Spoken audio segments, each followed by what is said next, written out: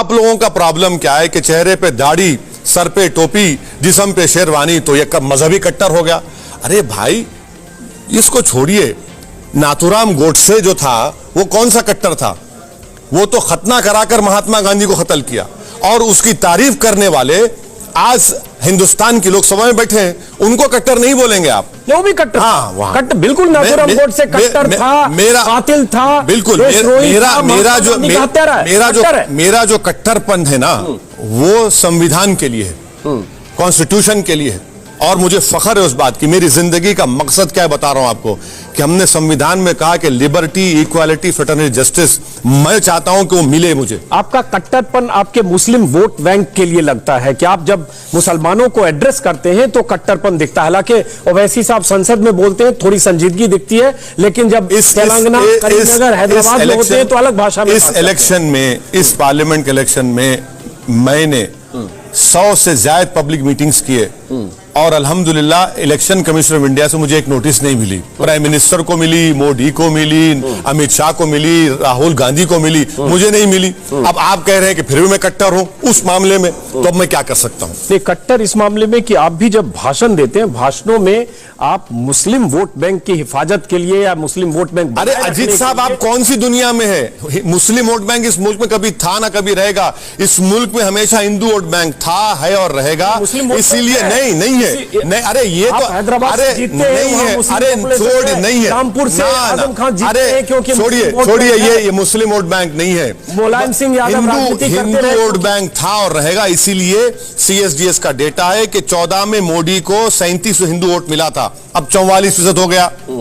NDA को मिलाएंगे 51% हो गया। 80% पॉपुलेशन है हमारे हिंदू भाइयों का, उसका 60% वोट मिल रहा है। और अजीत अंजुम को फिक्र है मुस्लिम वोट बैंक की।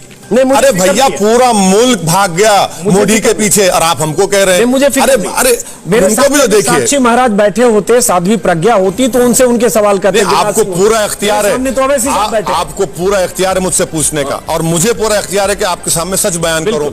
मुसलमानों का कोई वोट बैंक नहीं है, हमको धोखा दिया गया। आपका वोट बैंक है, कुछ वोट बैंक नहीं है। ओवैसी से अब आपका वोट बैंक नहीं है, तो कहाँ हैदराबाद में रहने वाले ओवैसी वो क्यों जाते हैं सीमांचल में, किशनगंज में खोज के? पहले 24 सीट खोजते हैं, फिर 6-8 सीट खोजते हैं, उम्मीदवार उतारते हैं, सबकी ऐसी जमानत जब्त होती है कि 1% भी पार करना मुश्किल होता है। क्यों जाते हैं? इसलिए क्योंकि सीमांचल और किशनगंज में मुस्लिम थे। क्यों जाते हैं यूपी में चुनाव के पहले माहौल बनाने, वेस्ट यूपी में? क्योंकि कहां मुस्लिम है।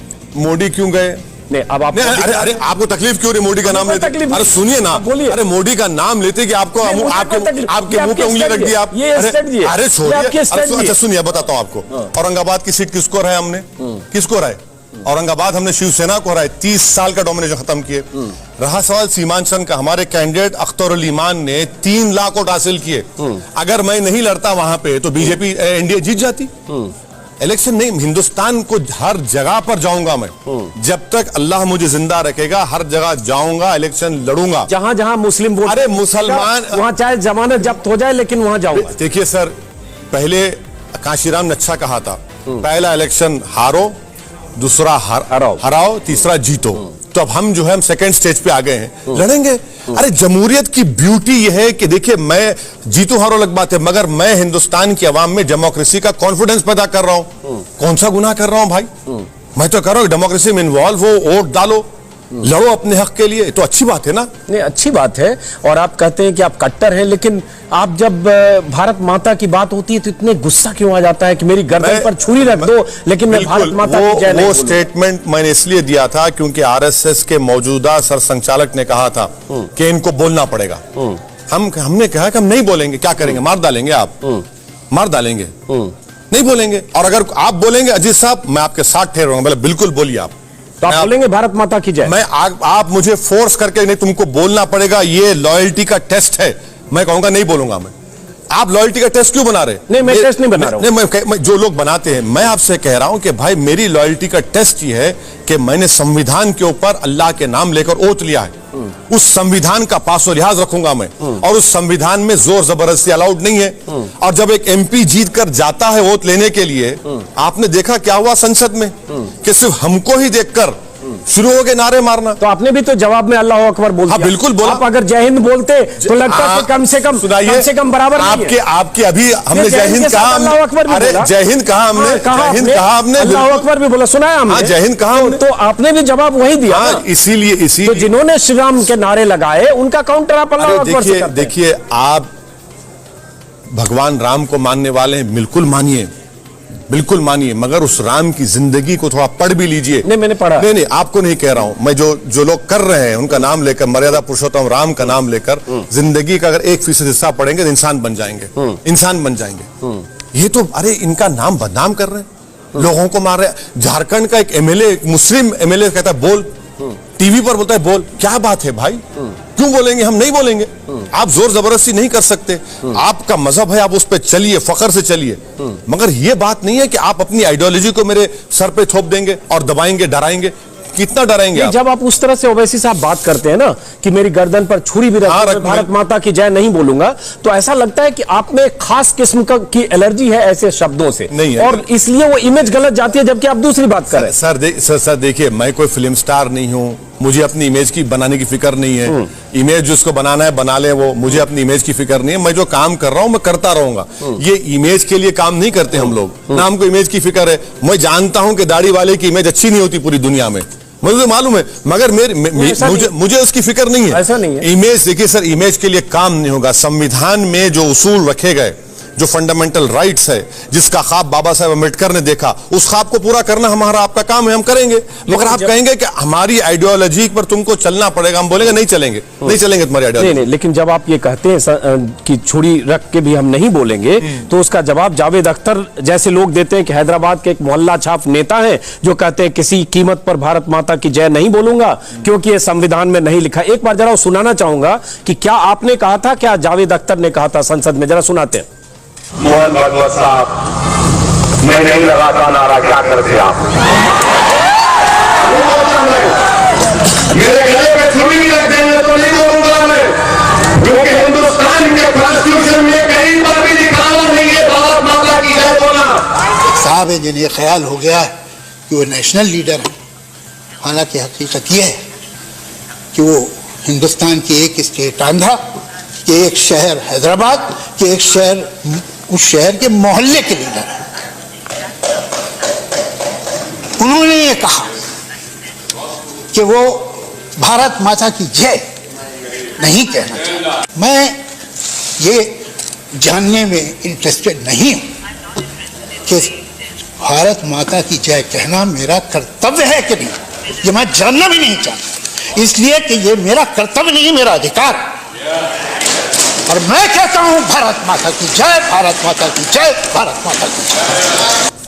अच्छा ये तो ये जावेद अख्तर ने कहा कि मैं कहता हूं भारत माता की जय, भारत माता की जय, भारत माता की जय। मैं कहवा नहीं रहा हूं आपसे, मैं तो सिर्फ सुना रहा हूं। कहें, आप भी कहें, मैं आपका प्रोटेक्ट करूंगा राइट को आपके।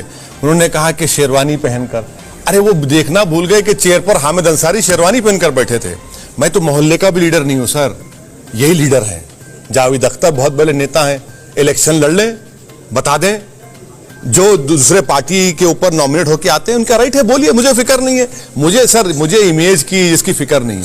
मेरी जिंदगी जब तक बाकी रहेगी काम करते रहेंगे, लड़ते रहेंगे। अब ये कट्टरपंथी की इमेज, उसकी इमेज, सर कोई फिल्म स्टार तो नहीं हूं कि पिक्चर हिट हो जाए मेरी, मैं एक पॉलिटिशियन हूं। सियासत में हिट हो जाए सब, थोड़ा कट्टरपंथी से हिट सीमांचल में हिट हो जाए, किशनगंज में, अंजुम साहब, सीमांचल की जो लड़ाई हमारी है, हिंदुस्तान का सबसे बैकवर्ड एरिया है। जिंदगी में मैंने ऐसी एब्जेक्ट पॉवर्टी नहीं देखी सीमांचल में। झूठ बोलते हैं बिहार की सरकार, बच्चों को मैंने देखा सीमांचल में कपड़े नहीं होते उनके पास, इतनी गरीबी वहां पर। अब मुस्लिम वोट बैंक भी काफी है। अरे आप गरीबी दूर करने के लिए आंध्र प्रदेश में आपको बहुत मिलेगा, लेकिन आप किशनगंज सीमांचल इसलिए नहीं जा रहे। सुनिए, एक मिनट, आप काउंटर जरूर करें, मेरी एक बात सुनिए। सीमांचल के लिए मैंने आर्टिकल 371D कहकर एक प्राइवेट मेंबर्स बिल डाला। आप फंसा देंगे, इतना आर्टिकल का नाम लेंगे, मैं बैरिस्टर। अरे नहीं, हमने डाला प्राइवेट मेंबर्स बिल, क्यों डाला? वोट बैंक के लिए डाला, पूरे सीमांचल के लिए डाला। हमारी लड़ाई सीमांचल के इंसाफ कैसे मुसलमानों की है, नहीं है लड़ाई। चलिए ना, तो अब काउंटर करता हूं। हाँ। क्या आप चुनाव के समय तो सीमांचल गए 2015 में, हालांकि जमानत जब्त हुई, दोबारा रिपीट करता हूं, और उस समय आप कह रहे थे 24 सीट पर लड़ेंगे, लेकिन फिर 5 साल में क्या सीमांचल में कितने कैंप लगाए? 5 साल में ओवैसी साहब कितनी बार गए? उस समय अकबरुद्दीन भी गए। क्या 40-50 बार जाकर 10-20 हजार मुसलमानों की जिंदगी बदल दी? अरे सुनिए ना, ये देखिए 2000 हमने 24 सीट नहीं लड़ा, 6 सीट लड़े, और किसी 24 से शुरू करके नहीं नहीं नहीं पहले बोल दिया। सीमांचल की 6 सीट लड़े, किसी एक सीट पर बीजेपी कामयाब नहीं हुई। उसके बाद से जब कभी बाढ़ आई, एक नहीं 3-3 मर्तबा 20-20 लाख की दवाएं लेकर गए, डॉक्टर्स को लेकर गए, वहां पर काम किए। ये भी तो बताइए ना, कभी पूछिए उन लोगों से। हम बाढ़ में गए जहां पर सरकार नहीं गई थी, हमारे सदर अख्तर ईमान के साथ गए हम लोग, पार्लियामेंट का इलेक्शन लड़े। तो अभी फ्लड आया हुआ, बहुत सारे एनजीओ काम कर रहे हैं, अभी भी काम कर रहे हैं, एनजीओ काम अभी भी हमारे लोग काम कर रहे हैं, अभी भी हमारे लोग काम कर रहे हैं। अरे सर, जमीन हजारों एकड़ कट जाती है, कैंप नहीं पहुंचता गवर्नमेंट का, जो गवर्नमेंट के रिलीफ कोड है उसका इंप्लीमेंटेशन नहीं होता। बराबर सीमांचल में आज भी काम हो रहा है और कल भी होता रहेगा। हम जाएंगे बराबर, 3 लाख वोट लिए, इतना बड़ा इत्तेमाद हमने हासिल किया है और बराबर जाएंगे। वापस हम एक बार, चूंकि जावेद अख्तर में बात थोड़ी अधूरी रह गई, उन्होंने शेरवानी का जिक्र इस संदर्भ में किया, शेरवानी टोपी का, कि आपने कहा कि संविधान का जिक्र किया, संविधान में नहीं लिखा है भारत माता की जय बोलना। उसी संदर्भ में उन्होंने कहा संविधान में नहीं लिखा है शेरवानी टोपी पहनना, फिर आप क्यों पहनते हो? संविधान में वो जानते नहीं है ना, संविधान पढ़ते नहीं है। संविधान में फ्रीडम फंडामेंटल राइट है, चाहे वो कपड़ा पहने। जब हमने होमोसेक्सुअलिटी को डिक्रिमिनलाइज कर दिया, अडल्ट्री को डिक्रिमिनलाइज कर दिया, क्यों किया? चॉइस। आज सुप्रीम कोर्ट ने कह दिया कि choice is a fundamental right. अब उसे तो पढ़े तो मालूम होगा ना, नहीं पढ़ते, बोले जाते हैं। बोलिए, कोई बात नहीं। बोले इसलिए जाते हैं कि जब आप ऐसी बात करते हैं तो लगता है कि आप भी कोई बात एक ऐसे नफरत फैलाने वाले शब्द उधर भी होंगे, इधर भी होंगे। कोई बात नहीं सर, बके जा रहा हूं जुनू में, क्या क्या खुदा ही जाने, बोलते रहिए। हमको शबाना आजमी ने कह दिया कि भारत माता की जय से प्रॉब्लम है तो भारत अम्मी की जय बोलिए। वो अब बोले ना, माता का तर्जुमा अम्मी है। अब भाई वो बोले ना, अब बोले ना, क्यों रोक रहे हैं उनको? बोलिए। हम रोक रहे हैं क्या आपको? मैं आपसे क्या कह रहा हूं कि आप मुझे लॉयल्टी का टेस्ट बनाकर, मुझे आप दबाव डालकर, डराकर आप नहीं कर सकते। अच्छा, बिना दबाव के कभी आपने जीवन में भारत माता की जय बोला है? आप दबाव खत्म करिए, डर खौफ को निकालिए। 2014 के पहले तो नहीं था। अरे सर, बिल्कुल नहीं था, सही कह रहे हैं तो कभी बोला? अब तो नहीं। देखिए, मैं टेस्ट नहीं ले रहा हूं, मैं ऐसे जानना चाह रहा हूं सर, उसे पता चले कि किस इस शब्द से समस्या है या क्या है। देखिए, मैं किसी बोलने वाले पर नाराज नहीं होता हूं। मेरी लड़ाई क्या है कि आप मुझ पे अपने जबरदस्ती मत करिए। और अब तो हद ये हो गई कि खाने का जोमैटो की डिलीवरी में अगर कोई मुसलमान जाता है तो खाना नहीं लेंगे। कौन रेडिकलाइज हो रहा है? मैं हो रहा हूं रेडिकलाइज। कट्टरपंथ कौन हो रहा है? ये देख लीजिए आप, ये खाने की डिलीवरी में तक